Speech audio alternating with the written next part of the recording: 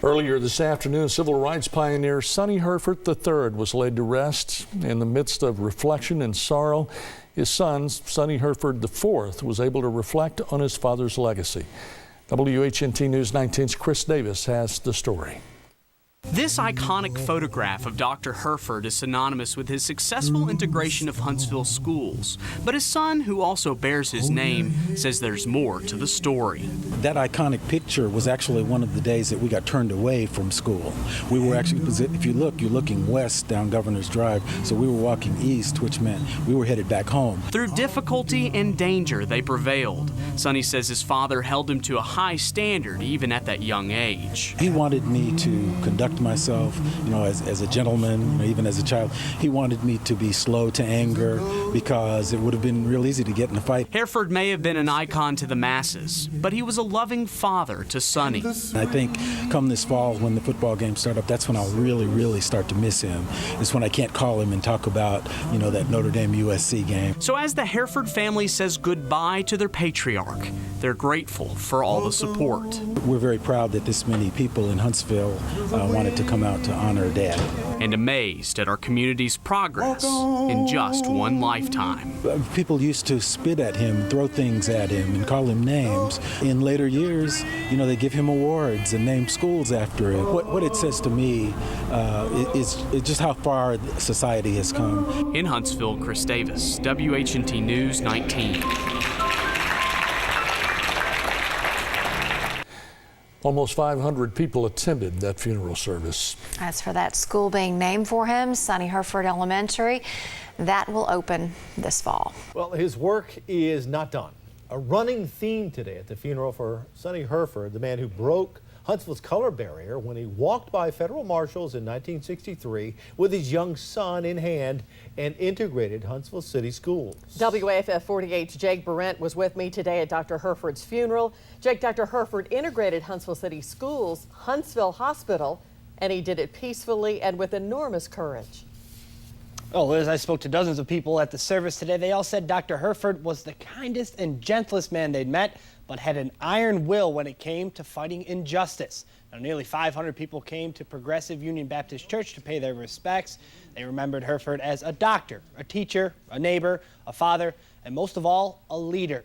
Speakers praised Dr. Hereford's work for equality in the 1960s and said he single-handedly changed the course of Huntsville's history, launching it to new heights and becoming one of Alabama's most progressive cities.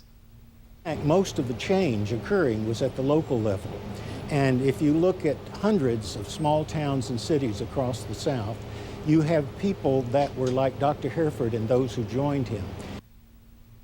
Now, Dr. Hereford's work desegregating Huntsville schools will be forever immortalized next month when a brand new school opens bearing his name.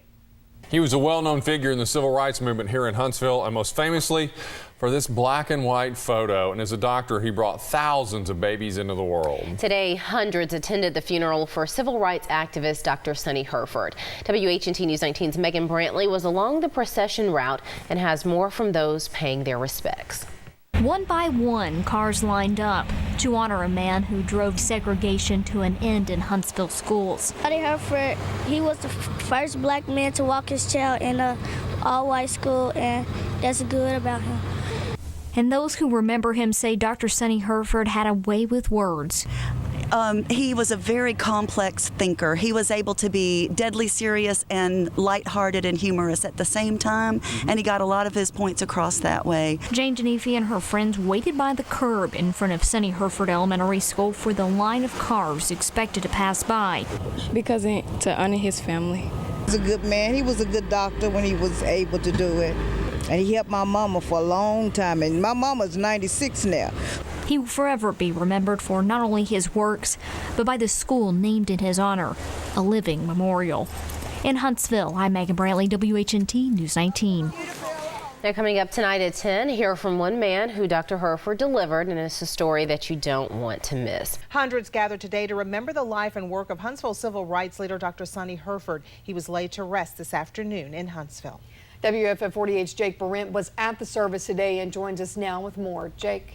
Well, city leaders joined with the community to pay tribute today to a man who fought for civil rights in the 1960s, opened the doors for so many young African-American students, and left an indelible mark on the city of Huntsville. Friends and family recalled the kind and gentle nature of Hereford, but also his quick wit and concrete resolve. Speakers mentioned the challenges he faced trying to integrate Huntsville's school system, being arrested and threatened, leading sit-ins and boycotts, as Hereford's son, Sonnie Hereford IV, became the first African-American student in the state of Alabama to be admitted to a previously all-white public school. His son gave a eulogy, calling all those to remember his father and that his life's mission is still yet to be complete. He can't march anymore. He said that toward the end of his life. We have to do it. It's shame on us if we don't.